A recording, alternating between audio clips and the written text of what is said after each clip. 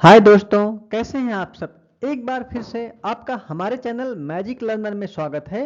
और आज हम पढ़ेंगे climate that is related to the India and world, whatever the various phenomena happening in our atmosphere, we are going to learn that. So let's don't waste time and move to our question number 1। which of the following is a major driver of the earth climate system? Who is the major driver of the earth climate system? ठीक है, तो क्या है? solar radiation. Why? because because solar radiation provides primary energy source. यह प्राथमिक ऊर्जा स्रोत जो है प्रोवाइड करता है, जिसकी वजह से जो पृथ्वी पर वेदर और क्लाइमेट होते हैं वो इसी की वजह से होता है। ठीक है, अगला प्रश्न देखते हैं। which greenhouse gas has the highest global warming potential? तो इनमें से सबसे ज्यादा ग्लोबल वार्मिंग पोटेंशियल दोस्त होता है सीएफसी के पास। क्या है ये? Chlorofluorocarbon. Because because it's longevity, मतलब कि बहुत देर तक टिका रह सकता है एटमॉस्फेयर में। And it have also the ability to trap heat, यह हीट को भी ट्रैप कर सकता है। ठीक है, अगला देखते हैं। which of the following describe a positive climate feedback? ठीक है, तो इसका मैं डायरेक्ट ऑप्शंस पे आता हूँ। Increase cloud cover reduces surface temperature, melting ice reduces earth albedo causing further warming, increased plant growth, absorb more CO2, higher temperature, increase the rate of the ocean CO2 absorption, that is the melting ice, reduce the earth's albedo causing further warming। ठीक है, तो it is a positive climate feedback. अभी अल्बीडो क्या होता है ये आपको मैं क्या हुआ नेक्स्ट स्लाइड में ये बताने वाला हूँ, आने वाले क्वेश्चन में। वीडियो में बने रहिए, आपको दिखाता हूँ। अगला क्या है? Milankovitch cycle primarily affect earth climate by influencing. तो firstly you are suppose to know what is Milankovitch cycle. तो it refers to the periodic change in earth orbit and axial tilt. तो अब देखिए, जो अर्थ का orbit है, ठीक है, और जो उसका एक्सियल टिल्ट है, उसमें पीरियडिकली उसमें चेंज होता रहता है। अब उससे होता क्या है? Then it affect the amount and distribution of solar energy.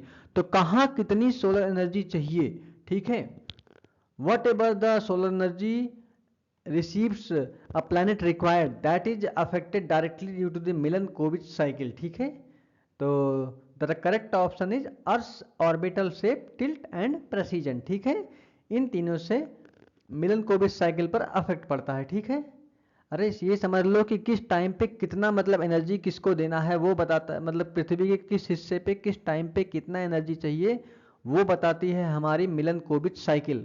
One of the most important question है guys. Next question, which are the following processes leads to the ocean acidification? तो कार्बन डाइऑक्साइड डिजॉल्विंग इन सी water. तो when CO2, what happens when CO2 dissolve in sea water?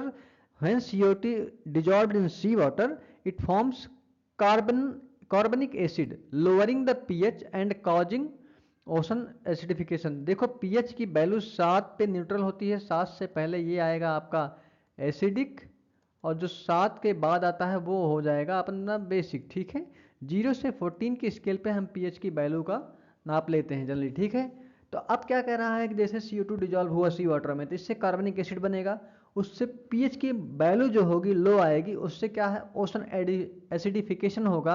और ocean acidification से आप जानते हैं कि marine system पे काफ़ी कुछ इफेक्ट पड़ता है। चलिए अगला प्रश्न देखते हैं। The Keeling curve is a graphical representation of. तो what do mean by Keeling curve?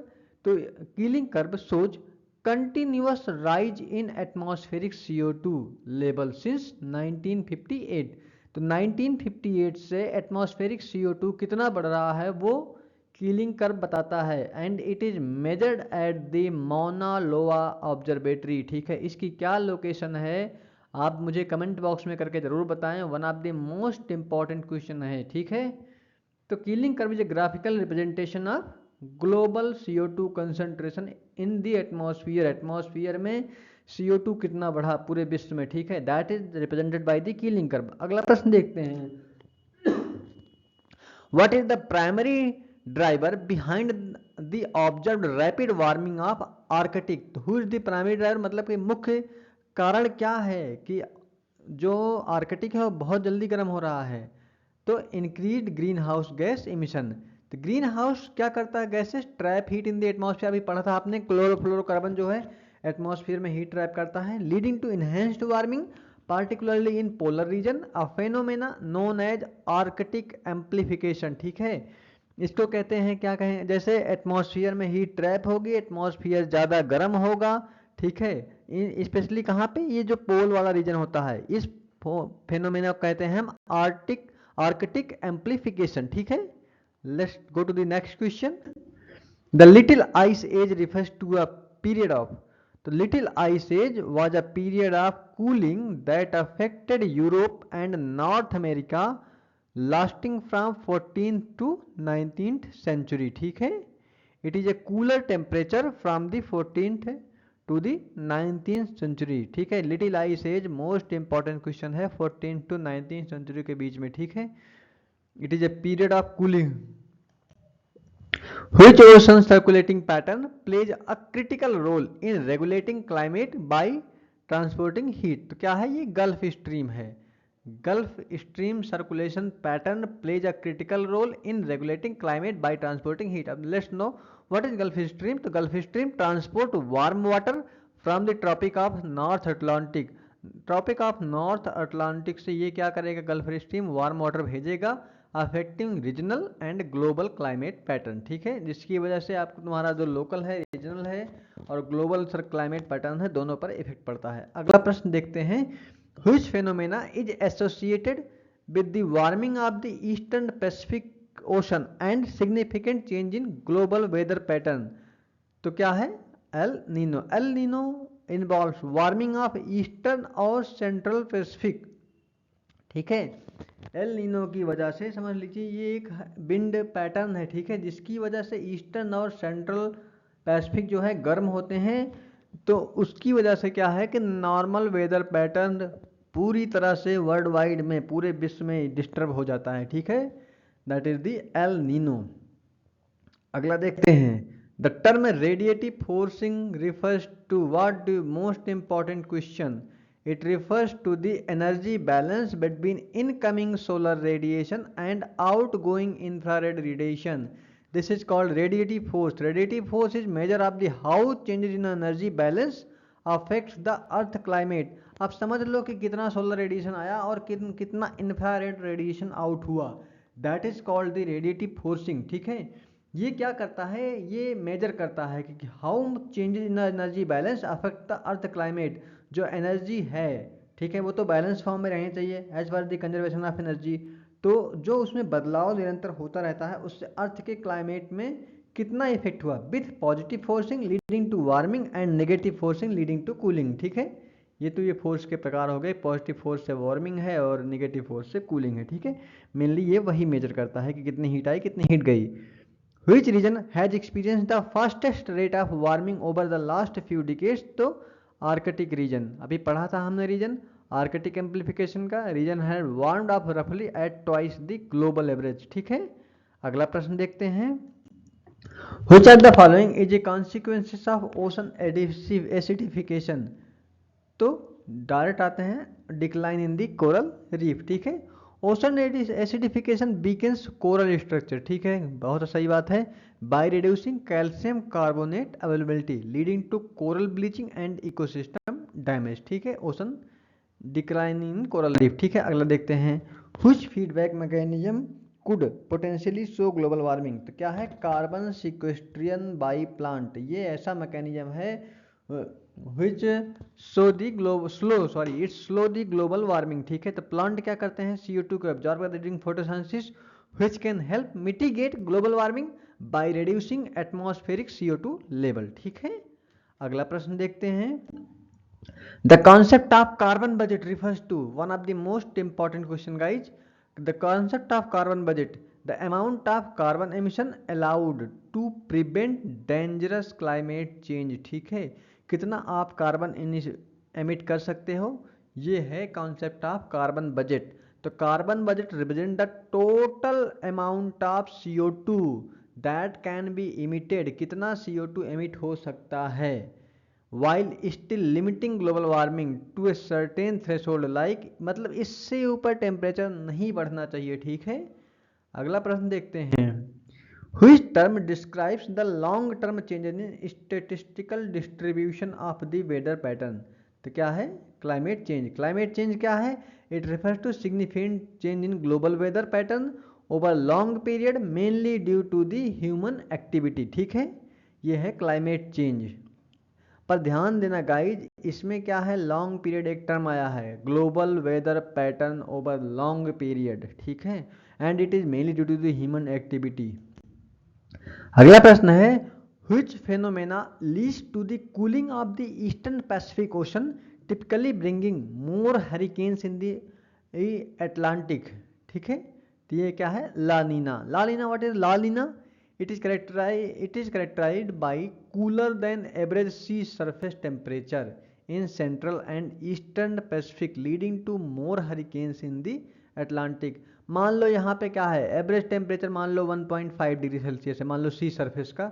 वैसे तो मैंने ये बहुत कम बता दिया, ऑलमोस्ट मान लो कि हम मानते हैं चलो कि मान लो 25 डिग्री सेल्सियस, सॉरी बार बार वो कर रहा हूँ, 25 डिग्री सेल्सियस। अब 25 से ये क्या हमेशा लाने ना करे, इससे नहीं भैया, इससे हमेशा बिलो रहेगा। मान लो ये हो गया हमारा कि 20 रह जाए, 18 रह जाए, ऐसे कुछ हो, तो it is correct cooler than average sea surface temperature. Surface temperature की बात होती है कहाँ पे, सेंट्रल और ईस्टर्न पैसिफिक में, ठीक है, लीडिंग टू मोर हरिकेन, जिसकी वजह से सेंट्रल और ईस्टर्न पैसिफिक में सी सरफेस टेम्परेचर लो रहेगा, इसकी वजह से क्या है, अटलांटिक में ज़्यादा तूफान आएंगे, ठीक है, दैट इज कॉल्ड लाल नीना। अगला प्रश्न देखते हैं, the hockey stick graph represent, the hockey stick graph represent rapid increase in global temperature in 20th century, shows sharp rise in global temperature after industrial revolution following a long period of relative stability, ठीक है। अगला प्रश्न देखते हैं, which of the following factor does not directly contribute to global sea level rise? The increased water vapor in atmosphere. While increased water vapor influences weather, it does not directly contribute to the sea level rise, ठीक है। Let's go to the next question. What is the main driver of the current rapid changes in the Earth's climate? तो क्या है ये, that is the human activity is the main driver, specially fossil fuel combustion, ठीक है। तो burning of fossil fuel, इससे क्या होगा कि बहुत सारी मात्रा में CO2 रिलीज होती है, and you know CO2 is also a green house gas which traps heat and accelerate climate change, ठीक है।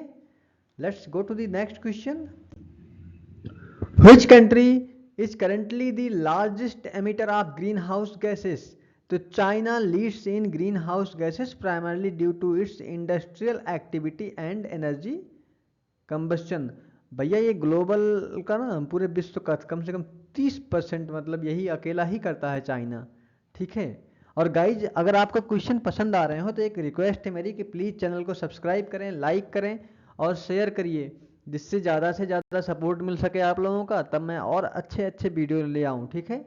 अगला प्रश्न देखते हैं, the concept of climate tipping point refers to, what a important question, climate tipping point, ठीक है। तो it is a critical threshold beyond which climate change become irreversible.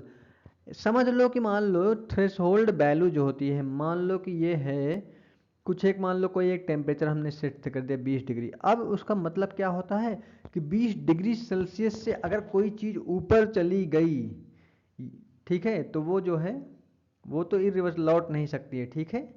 In the same वही कह रहा है कि एक ऐसा threshold value beyond which climate change become irreversible, ठीक है।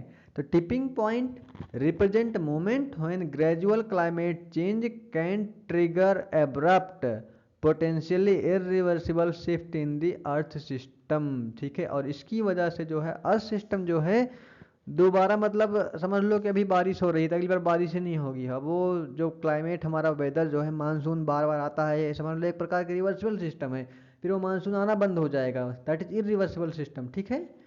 तो क्लाइमेट टिपिंग पॉइंट आप समझ गए होंगे, critical threshold beyond which climate change can become irreversible, ठीक है। अगला देखते हैं, which international agreement replace the Kyoto protocol to address climate change on global scale. Kyoto protocol को रिप्लेस किया था भैया पेरिस एग्रीमेंट ने 2015 का। Its aim is to limit global temperature rise century below 2 degree Celsius, ठीक है, eight pre industrial level, ठीक है। अगला देखते हैं, what is the primary concern with permafrost melting in the Arctic, ठीक है। What is the primary concern with permafrost melting in the Arctic, तो it is a release of methane, a potent greenhouse gas, melting permafrost। और आप मुझे ये बताइए कि what do you mean by permafrost, ये कमेंट बॉक्स में जरूर बताइए, और ना आए तो प्लीज पूछिए, मैं खुद बताऊंगा इसको। मेल्टिंग परमाफॉरेस्ट रिलीज मेथेन, इससे क्या होगा मेथेन रिलीज होता है which has much greater warming effect than CO2, ठीक है। मेथेन का वार्मिंग इफेक्ट जो है वो CO2 से काफ़ी ज़्यादा होता है, ठीक है। अगला देखते हैं, ये ज़्यादा गर्मी प्रोड्यूस करती है मेथेन एवर देन CO2। आपके खाद में भी यही पाई जाती है, ठीक है। देखिए खाद को भी कभी आप निकालिए गांव में तो देखिए कितना मतलब अंदर से कितना ज़्यादा गर्म होगा वो, तो that is only due to the methane. अगला है, which of the following is the largest carbon sink on the earth। Guys एक क्वेश्चन और इसमें से आपके कमेंट बॉक्स के लिए, what do you mean by the carbon sink, ठीक है। तो oceans are the largest carbon sink. Ocean absorbs about 25 to 30% of the CO2 emitted by human activities, making them the largest carbon sink. थोड़ा बहुत hint मिल गया होगा, लेकिन अब इसको बताना है कमेंट बॉक्स में। Which of the following is considered a geoengineering solution to combat climate change? तो कार्बन कैप्चर एंड स्टोरेज, ठीक है। It is a geoengineering solution to combat climate change. Geoengineering है क्या? It refers to large scale intervention to counteract climate change such as capturing and storing atmospheric CO2, ठीक है। अगला देखते हैं, Which of the following is a potentially affect the climate change on biodiversity? तो species migration to higher altitude, it affect the climate change on biodiversity। क्या है? As temperature rise, many जैसे जैसे टेम्परेचर बढ़ेगा तो many species are forced to move to cooler areas such as higher altitude to survive। तो ये है due to its it effects the climate change on biodiversity, ठीक है। गाइज कुछ भी कहीं भी प्रॉब्लम हो तो प्लीज पूछना ना भूलिए। What do you mean by term albedo, ये तो मैंने आपसे कहा था, तो it is the amount of sunlight reflected by earth surface, ठीक है। जैसे हमने पढ़ा था मिलनकोविच साइकिल, कितना रेडिएशन मतलब कि सोलर रेडिएशन कितना आ रहा है, इंफ्रारेड रेडिएशन कितना बाहर जा रहा है। इन द सेम वे कितना सनलाइट जो है अर्थ सरफेस द्वारा रिफ्लेक्ट किया गया है, that is known as the albedo. Albedo is the measure of how much sunlight is reflected by surface with ice and snow having high albedo and ocean having low albedo. अब देखो snow जो है भैया, इनकी बात समझो, simple सी बात है। स्नो जो है ये ज़्यादा सनलाइट को रिफ्लेक्ट करता है और ओशन जो है कम सनलाइट को रिफ्लेक्ट करता है, तो इसका जो एल्बिडो है वो अपने आप ये तो कम होगा और इसका एल्बिडो क्या होगा, ये ज़्यादा होगा, ठीक है। सिंपल सी बात है। अगला है, which climate related phenomena leads to weakening of the monsoon system, तो due to the El Nino. कहाँ पे होता है ये? ईस्टर्न एंड सेंट्रल पैसिफिक में, ठीक है। पीरियडिक वार्मिंग होती है ना उनकी, ठीक है। अगला ये क्या है? El Nino events disturb the normal atmospheric circulation often weakening the monsoon system, particularly कहाँ पे? That is due to this in the South Asia, ठीक है। Which of the following is the most significant contributor of the sea level rise? तो thermal expansion of sea water is the significant contributor to the sea level rise। तो as ocean temperature rise, जैसे जैसे ocean का temperature बढ़ता है तो सी water क्या करेगा? एक्सपेंड करेगा, ठीक है, क्योंकि उसका क्या है, टेम्परेचर से वॉल्यूम उसका बढ़ेगा, ठीक है। थोड़ा मतलब वेपर फॉर्म में कन्वर्ट होगा वो, सॉरी मतलब ऐसे गैस फॉर्म में कन्वर्ट होगा, तो पार्टिकल दूर दूर भागने की कोशिश करेंगे। इससे क्या होगा कि सी थोड़ा एक्सपेंड होगा, contributing to sea level rise alongside the melting of the ice and glacier, ठीक है। समझ में आया? Okay, thank you for reading. Please like, subscribe and support your channel. तब तक के लिए जय हिंद, जय भारत, भारत माता की जय।